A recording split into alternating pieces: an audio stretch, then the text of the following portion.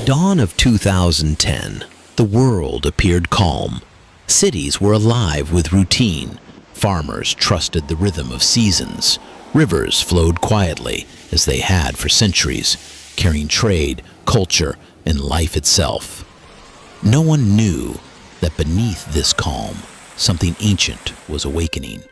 Water was gathering strength, not as rain alone, but as a force ready to remind humanity of its limits. This is not the story of one country. It is not the story of one river. It is the story of a planet, and the moment when water stopped obeying boundaries. China, when the rivers took back their power. Spring arrived gently in China. Fields were green, villages prepared for harvest. Rivers like the Yangtze, the Yellow River, and the Huai flowed with familiar grace. Then the rain began. At first, it felt ordinary, seasonal, expected. But day after day, the rain did not stop. By May, clouds hung low over entire provinces. By June, the ground was soaked beyond memory. By July, the rivers began to rise, slowly at first, then relentlessly. One night, while millions slept, the water crossed an invisible line. Dams cracked, embankments collapsed, rivers spilled into streets, fields, and homes. Entire villages disappeared in darkness. Mothers woke to water at their knees. Children screamed as beds began to float. Elderly men clung to doors, trees, anything that resisted the current. By morning, the land was unrecognizable. Roads had become canals. Homes were reduced to drifting rooftops. Livestock floated silently past schools and temples. Rescue helicopters hovered above an endless brown sea. Below them, people waved clothes, shouted, prayed. Many were not seen again. Over 3,000 lives were lost. More than 1,000 people vanished without a trace. Millions were displaced across 28 provinces. A rescue worker later said, "We pulled people from trees who had stood in water for 3 days. Some slipped from our hands. Some we reached too late." Economic losses crossed $50 billion, but numbers failed to measure the true cost. China had faced floods before, but this one felt different. By the end of 2011, one truth was undeniable. Floods were no longer accidents. They were patterns. Water was no longer reacting.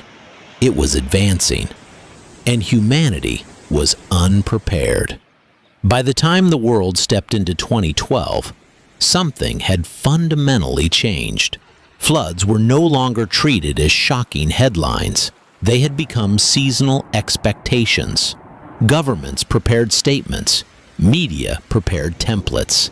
But ordinary people, they had nothing to prepare with except hope. Water, once welcomed, was now feared. And in 2012, it returned with precision. Russia, 2012, when a night turned into a mass grave. In July 2012, the Russian town of Krimsk was quiet. Families slept with windows open.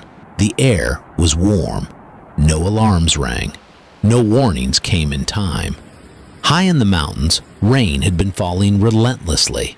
Rivers filled silently. Reservoirs reached their limit. Then, just before dawn, the water descended. A wall of mud and water slammed into Krimsk. People woke to darkness and roaring noise. Houses collapsed in seconds. Cars stacked on top of one another like toys. Some residents had less than 5 minutes to react. Many never woke up. Parents searched rubble for children. Neighbors dug with bare hands. The smell of wet concrete and death filled the air. Officially, over 170 people died. Unofficially, many believe the number was higher. A survivor later said, "The water came like punishment, not fast, unstoppable." Russia had faced cold, war, and collapse. But this disaster came without an enemy to fight. India, 2013, when the mountains broke their silence. India's Himalayas are ancient. For centuries, pilgrims traveled to Uttarakhand, believing the mountains were sacred, protective. In June 2013, faith met reality. Unseasonal, relentless rain battered the region. Glaciers melted faster than expected. Rivers like the Mandakini and Alaknanda swelled beyond memory. Then came the landslides. Entire mountainsides collapsed. Villages were buried alive. Pilgrimage routes vanished. Kedarnath, one of Hinduism's holiest sites, stood directly in the path of destruction. Thousands had gathered there. When the flood hit, there was nowhere to run. Stone temples shook. Water mixed with debris, trees, and bodies. People clung to rocks, praying aloud as others were swept away beside them. Helicopters flew non-stop for days. Pilots landed in impossible conditions. Soldiers pulled survivors from cliffs. Yet despite the heroism, the losses were staggering. More than 5,700 people were presumed dead or missing. India called it a natural disaster. Survivors called it betrayal. By weather, by planning, by fate. Southeast Asia, when water refused to leave. Across Southeast Asia, floods did not come suddenly. They arrived slowly and stayed. In Thailand, Cambodia, Laos, and Vietnam, rivers rose and then refused to fall. Homes flooded ankle deep, then waist deep, then roof deep. People tried to wait it out. Weeks passed, then months. Children stopped going to school. Markets disappeared. Drinking water became poison. In Thailand, industrial zones drowned again. Factories shut down. Jobs vanished overnight. A factory worker said, "The water didn't kill us immediately. It erased us slowly." Millions were displaced across the region. The damage rippled worldwide. Electronics, vehicles, food supplies. The flood was no longer local, it was global. Pakistan, 2012 to 2014, living between floods. In Pakistan, floods returned like an unwelcome relative. Not once, not twice, but year after year.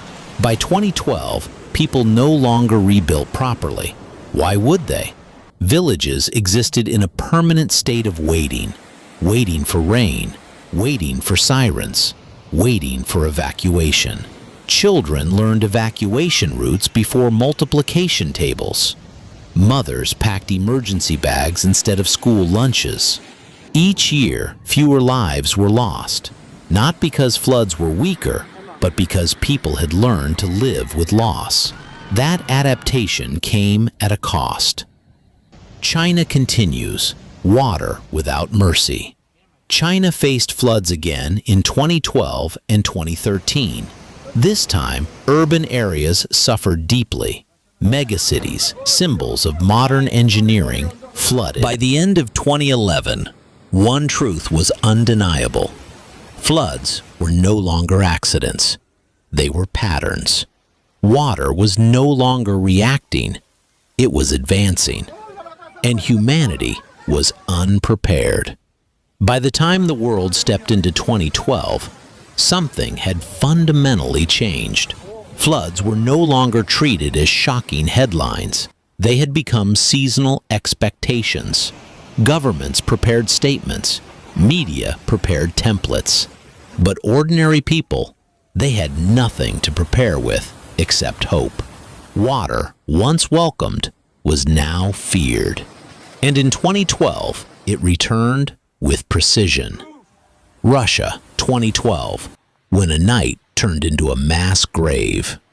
In July 2012, the Russian town of Krimsk was quiet. Families slept with windows open. The air was warm. No alarms rang. No warnings came in time. High in the mountains, Rain had been falling relentlessly. Rivers filled silently. Reservoirs reached their limit. Then, just before dawn, the water descended. A wall of mud and water slammed into Krimsk. People woke to darkness and roaring noise. Houses collapsed in seconds. Cars stacked on top of one another like toys. Some residents had less than 5 minutes to react. Many never woke up. Parents searched rubble for children. Neighbors dug with bare hands.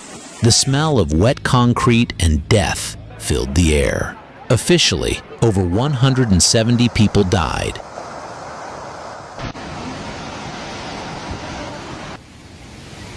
This one felt deliberate. Pakistan, 2010, when the river became a monster. Thousands of kilometers away in South Asia, the sky was preparing another tragedy. In Pakistan, the monsoon arrived with a fury unseen in generations. In the mountains of Swat, rain fell like a punishment. Rivers swelled violently, fed by hills that could no longer absorb water. Late at night, the Swat River exploded. Walls of water tore through valleys. Bridges collapsed like paper.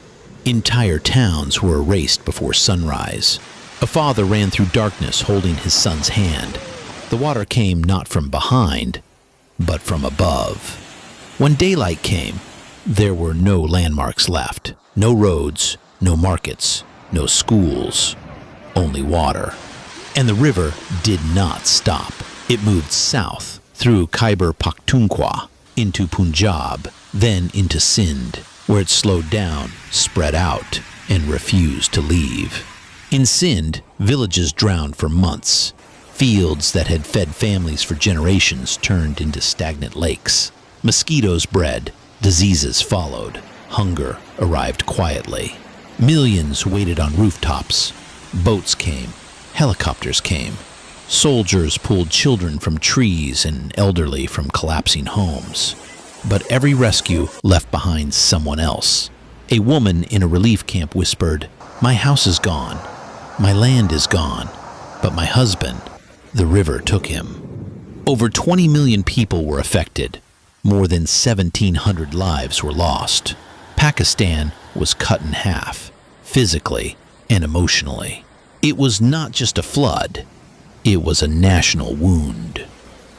Australia, when a developed nation, stood helpless. The world believed that wealth and technology could tame nature. Australia proved otherwise. In late 2010, heavy rains began falling over Queensland. Officials reassured the public. This happens, they said, but the rain did not stop. Dams filled beyond capacity. Rivers overflowed. Then Brisbane, a modern city, began to drown. Office towers reflected floodwater instead of sunlight. Highways disappeared. Luxury cars floated past suburban homes. Families stood on balconies watching their lives wash away. A woman stood in front of her submerged house, crying softly. "This wasn't just my home. This was my future." 33 people died. Over 200,000 were affected. The lesson was brutal and clear. Water does not recognize wealth.